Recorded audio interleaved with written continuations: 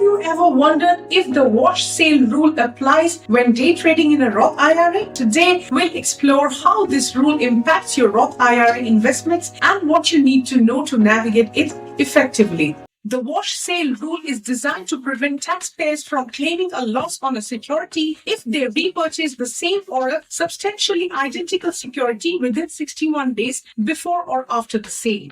This rule applies to all investment accounts, including Roth IRAs, which means that even though Roth IRAs offer tax-free growth, they are not exempt from the wash sale rule. Let's delve deeper into how the wash sale rule works in the context of a Roth IRA. If you sell a security at a loss in your Roth IRA and then repurchase it within the 61-day period, the loss is disallowed for tax deduction purposes. This is crucial to understand because it impacts your ability to realize losses for tax purposes. While Roth IRAs provide significant tax advantages such as tax-free growth and withdrawals, you must still adhere to IRS rules like the wash sale rule to manage your tax implications effectively. Day trading in a Roth IRA requires careful tracking of trades to avoid triggering wash sales. This rule is particularly relevant for active traders who frequently buy and sell securities. For example, if you sell 100 shares of XYZ stock at a loss on March 21st and then repurchase the same 100 shares on March 22nd, this continues a wash sale. The loss from the sale cannot be used to offset gains on your taxes for the year. However, you can add the disallowed loss to the cost basis of the repurchased securities, which may impact future tax calculations. The IRS issued Revenue Ruling 2008-5 to clarify the application of the wash sale rule to IRAs. According to this ruling, if shares are sold in a non-retirement account and substantially identical shares are purchased in IRA within 30 days, the investor cannot claim tax losses for the sale. Moreover, the basis in the individual's IRA is not increased. This ruling prevents investors from using tax-deferred accounts like IRAs to circumvent the wash sale rule.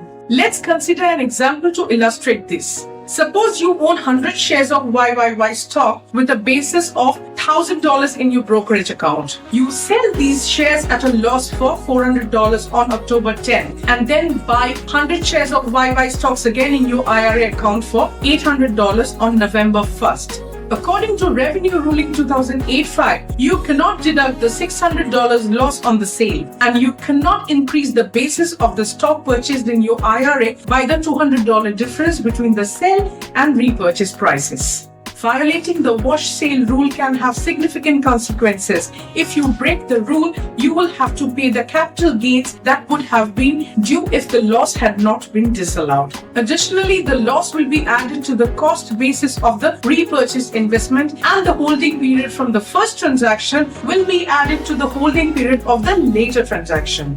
It's important to consult a tax professional if you feel you have violated the wash sale rules in the past. You may need to amend previous tax returns to ensure compliance. To avoid violating the wash sale rule, there are several strategies you can implement. First, view all investment as a single portfolio regardless of account type and plan tax-related transactions based on your entire portfolio. This helps you recognize when a wash sale might occur. Second, sell stock at a loss more than 30 days before or after purchase to claim tax benefits.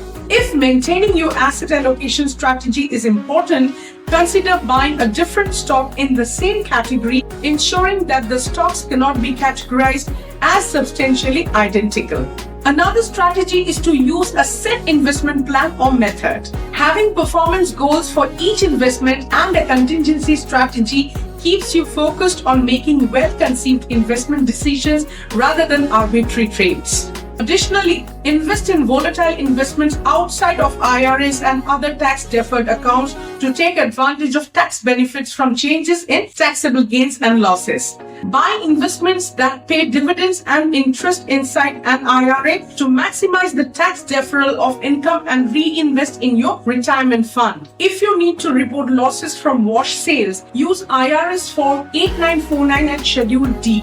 Form 8949 will help you compare the amounts reported on Forms 1099B or 1099S. while Schedule D will show the overall gain or loss from the transaction reported on Form 8949. If you are married and filing jointly, you must complete as many copies of Form 8949 as needed to report all the transactions for you and your spouse. The totals from all Forms 8949 should be on Schedule D. Understanding and adhering to IRS rule is essential for optimizing your investment strategy and ensuring compliance. Don't forget to like, comment, and subscribe for more insights on investing and tax strategies. Your financial success starts today.